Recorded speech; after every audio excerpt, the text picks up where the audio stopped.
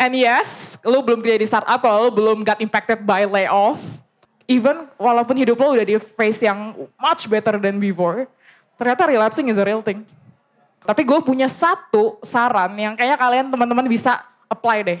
Kalau misalnya lu dikata-katain sama bos lu ya, fuck you, I don't pay you for this shit. You're stupid. Lu pikirin aja koko melon di kepala lu. Gue actually try it guys. Just a couple weeks ago and it works.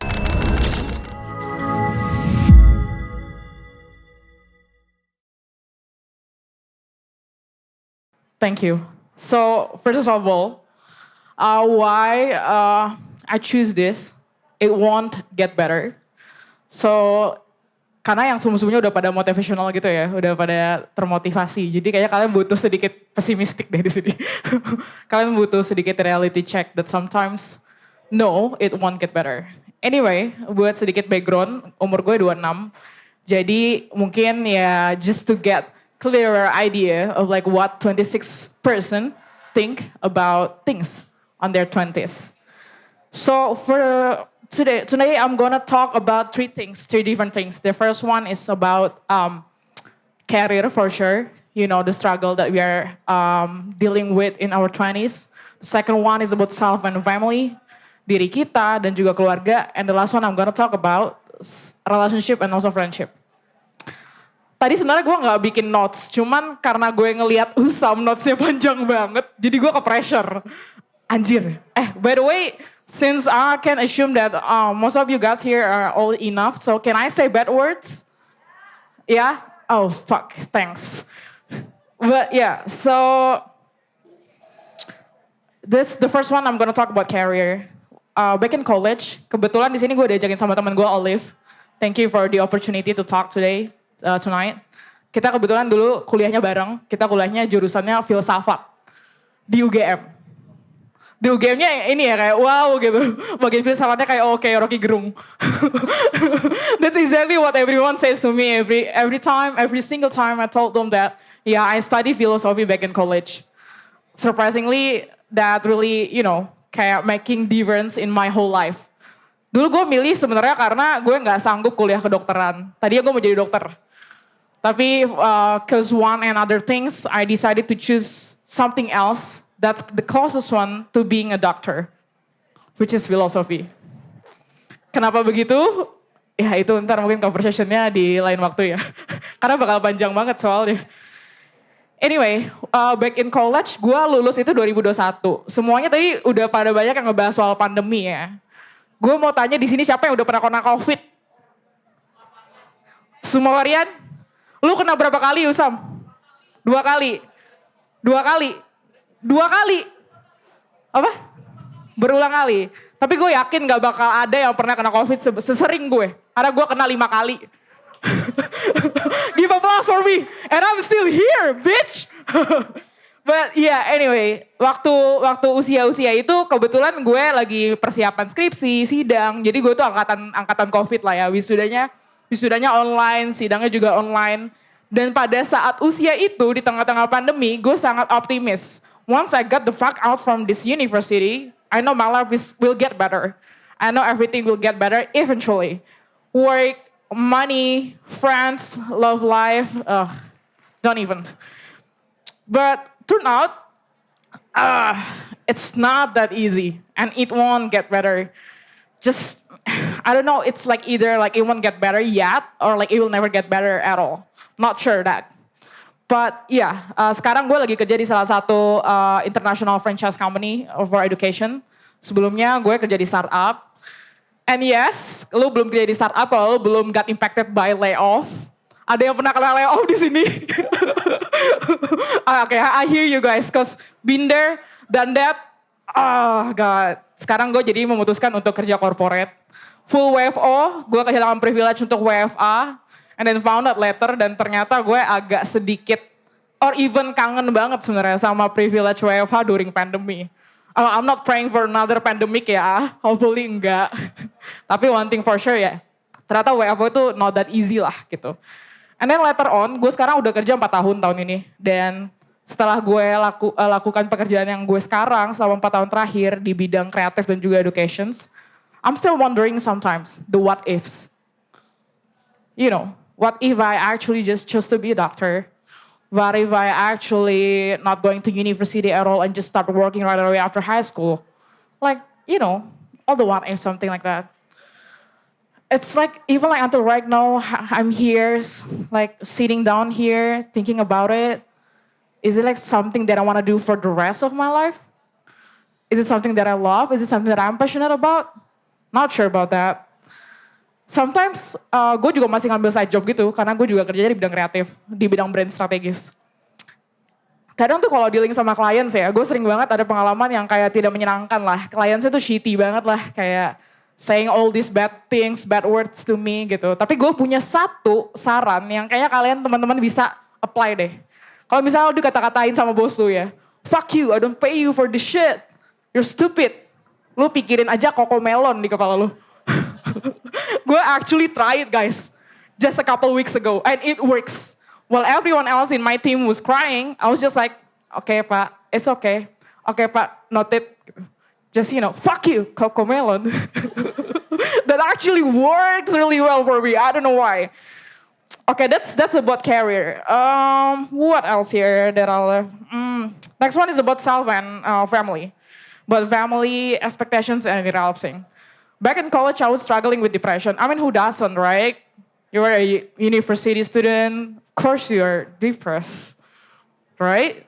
But again, deep down inside yourself, you always have this belief that, oh, once I got out, kau pasti bakal lebih mentally lebih stable gitu. Kau bakal, it will pass. It will pass. This too shall pass. Everyone says that.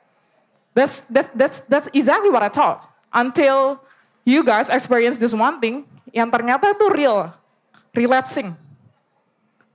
Even walaupun hidup lo udah di phase yang much better than before, ternyata relapsing is a real thing. Dan yang gue pelajarin adalah satu hal, bahwa life is not linear, it's a dynamic. That's why hari ini gue pengen ngomong soal it won't get better, karena di sini tuh yang kita aiming bukan to get better, because life is dynamic. Sometimes it's good, sometimes it's bad.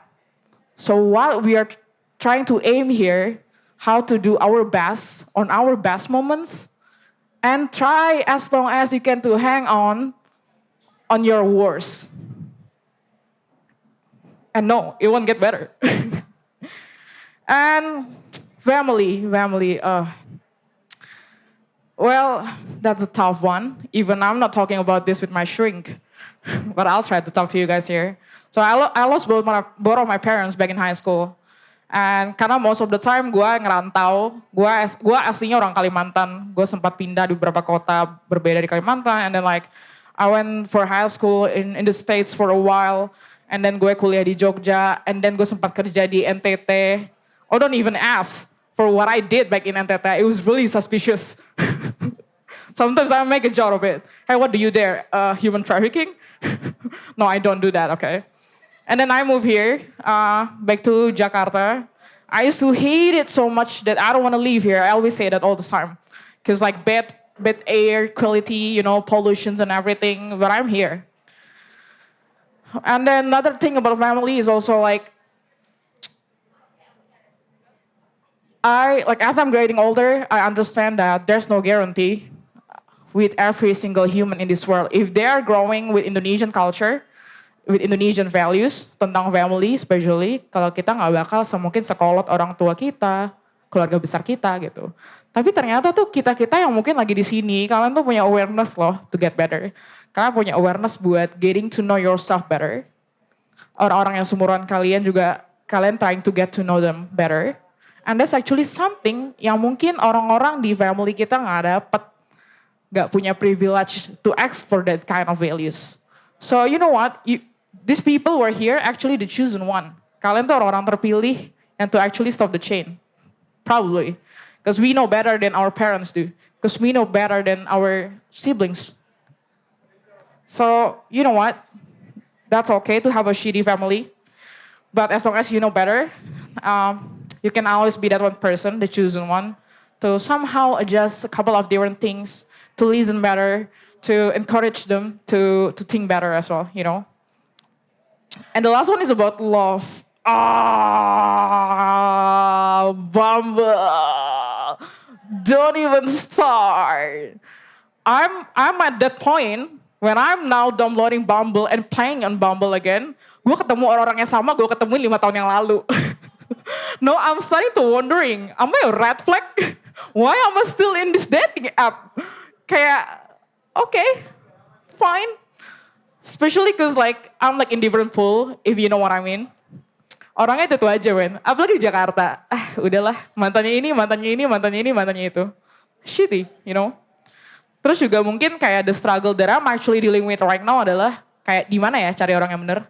Dating apps, at work, atau dari temannya temen? From where? At work, aduh. I tried twice, didn't work well. Definitely, it's hard being professional, also in love, definitely. But yeah. Tapi gue juga belajar satu hal sih, bahwa ternyata tuh when it comes to like partner, relationship, ada satu hal yang gue masih belajar banget, which is compromising. Because I believe that no one is a finished product, not even me, and no one ever will be a finished product. Every single person will always like, you know, in progress, selalu ada space untuk growth, mereka selalu berkembang gitu. So, in this age, di umur 26 ini, gue belajar bahwa to love is actually to compromise.